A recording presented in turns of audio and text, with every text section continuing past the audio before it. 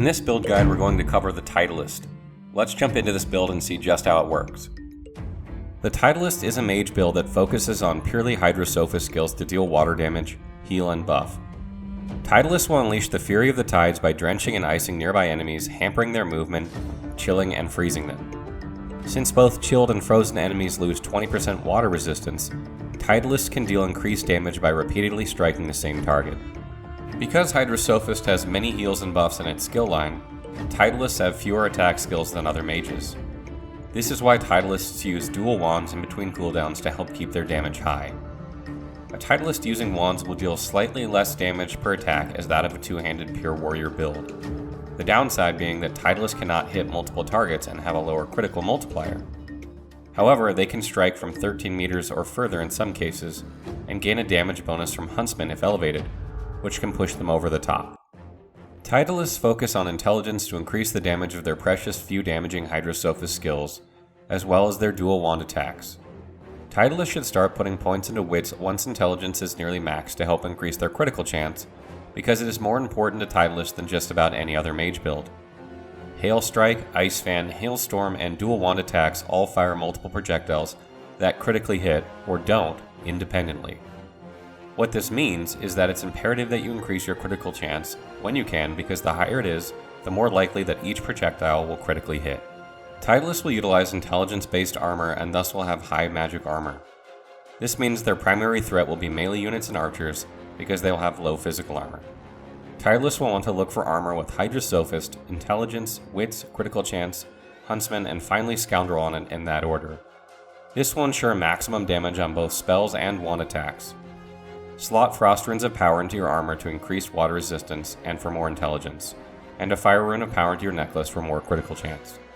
As mentioned a few times, Tidalists will use dual wands to attack with when their damaging skills are on cooldown. You will want 2 water wands because they will increase in damage from Hydrosophist, and they will place ice under the target that you strike, allowing you to use Icebreaker for 1 AP if you need. Ideally, they will both have rune slots on them as well as intelligence and critical chance. You want to place Frost Runes of Power into them to increase your intelligence and water damage. Tidalists are a pretty straightforward build in terms of abilities. I like to get 2 points into Hydrosophist and then 2 into Huntsman to get Tactical Retreat. After that, I pump Hydrosophist until it is maxed out, and then I start placing points into Polymorph to be able to get a couple of skills there. After that, I recommend placing all further points into Huntsman in order to increase damage with wands and skills from high up. You can also place a point into Geomancer to get Fortify if you didn't get a point in it from equipment. As far as talents go, I'd recommend the following. Executioner. Although it requires 1 point into Warfare, this talent can be very effective for this build as you deal very high damage. Consider taking this one first or second. HOTHEAD. This talent is really good for this build because it will increase the critical chance of both wand and skills if you have Savage Sortilege. Consider taking this one first or second. Savage Sortilege. This talent is a must for any mage build and will allow your skills to critically hit. As noted above, many Hydrosophist skills have independent chances to do this, so it's even more vital here. Elemental Affinity. This talent works okay with this build because you can cast Rain for 1 AP immediately. Hydrosophist has only a few attack skills early on though, so unless you find you are doing a lot of healing, you might get more benefit from another talent. Parry Master. I like this talent for this build because there's almost no reason not to use it if you dual wield. You certainly don't need to have this one, but it's one only a small number of builds can utilize because most don't involve dual wielding. Far Out Man. This talent will increase the range of skills and wand attacks, so it has very good synergy here. You will get even more use out of it if you're up high. Now that you've decided which talents and abilities you want, you'll need to identify just which skills work best with this kind of setup. Tidalists will use primarily Hydrosophist skills to deal damage and buff and heal their teammates. Since builds evolve over the course of the game, I'm going to put the skills in order from earliest obtainable to latest because you won't be able to get them all right away. Hydrosophist skills. Armor of Frost.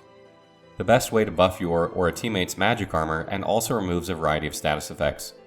You shouldn't need to buff yourself with this often, but great for helping others out. Rain. Use this skill to create wet surfaces to freeze with global cooling and to get elemental affinity if you took it. This will also reduce the water resistance of characters in the AoE by 10%, which can help with damage. Hail Strike. This is one of the few early game skills that you'll have that deals damage. Does decent damage in an AoE and is pretty expensive at 3 AP. Try to use after you've cast Rain if you have elemental affinity to lower its cost.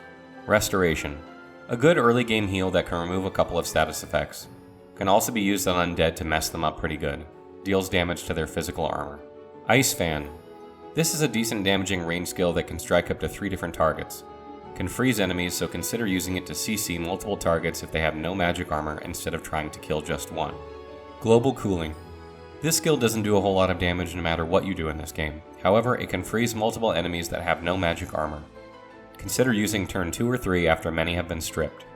Winter Blast. Deals really good damage for 2 AP in an AoE that ignores teammates and also chills enemies. This skill hits like a truck from high up and can really help put the pressure on a group of enemies. Mass Cleanse Wounds. A great AoE heal that removes a ton of status effects and heals for a good amount. Can be acquired by dropping a Source Orb into your armor. Icebreaker. This skill doesn't gain any benefit from intelligence or strength, only Hydrosophist seems to increase its non-critical damage. Works well when paired with Global Cooling. Deep Freeze. This skill costs 4 AP and is one of the highest damage dealing non-SP skills in the game. It hits like a truck and freezes targets with no magical armor, which they are pretty much guaranteed not to have after being struck by it. Hailstorm. This skill is absolutely devastating, and what's really great about this build is that because Deep Freeze has no SP cost, you can utilize both of these skills in one fight, which is something other builds cannot unless they use Apotheosis. Miscellaneous Skills. Tactical Retreat. This skill really helps to increase damage and range, and I think it's definitely a must-have for any ranged build. Also provides haste, which can help with movement and extra attacks next round. Fortify. This skill is useful in buffing your physical armor, which you'll be lacking in this sort of build. You don't need to take it if someone in your party can buff you. Only requires 1 point in Geomancer anyway, and that can be gotten on gear. Terrain Transmutation. Costs 1 AP to use and has a 2-turn cooldown. Because you don't hardly move as a Tidalist, it's useful for moving harmful effects from under you while at the same time placing water to get elemental affinity. Skin Graft. You don't have many damaging skills as a Tidalist, and this skill can help solve that problem by resetting your cooldowns. It does cost 1 SP though, so you won't be able to use Hailstorm if you use it. Very good for early to middle of Act 2. Turn 1, use Tactical Retreat if you can to get up high and buff your armor if you need to. You can cast Rain to get elemental affinity at this point, which will allow you to use either Hail Strike or Ice Fan, or you can cast Winter Blast and save 1 AP. Turn 2, use whatever is left of these 3 skills, or Deep Freeze if you can pull it off. Turn 3, you'll need to begin to use wand attacks while you wait for skills to come off of cooldown. Turn 4, you will mix a skill on wand attacks and then repeat. Finding 2 good wands for this build can be tough, so check the vendors every hour or so and every time you level up to be sure to find them. If you find a vendor with a wand but terrible stats, you can save and reload to roll different ones. Also, try changing the order you visit vendors, as this can change what they sell altogether. Keep this in mind when looking for them because they are vital to this build. Instead of taking Fortify, you can put a couple of points into Necromancer to get Bone Cage. This will also allow you to use some other skills like Raining Blood, Death Witch, Vampiric Hunger, and Living on the Edge. This makes you more of a cleric type build, which I will cover in another guide, but can increase your damage and give you some extra skills to use if you find you don't like basic attacks with dual wands. I would suggest Bloodstorm here, but it does physical damage and you already have Hailstorm anyway. Consider adding Enrage to this build for those times when your skills are on cooldown. Since it lasts 2 turns, it's very likely that a few of them will be refreshed by the time it runs out, and you can get some good damage this way early on in the game, especially if you're up high. It's only 1 more point into Warfare if you took Executioner anyway, and you can probably get that from gear. Finally, remember that healing skills damage undead and decaying enemies, and that can be used as a weapon against them. Healing damages the physical armor of undead, so it allows for some flexibility against this enemy type, because you can pick whichever armor type is lower to attack and help your teammates. Just be sure not to use both healing and regular skills and attacks on the same target if they have both armor types, or you'll waste damage. Healing can critically hit undead if you have Savage Sortilege. Be sure to check out our other build guides on our channel for each archetype: Warrior, Ranger, Mage, Rogue, and Summoner, with more build guides coming every week.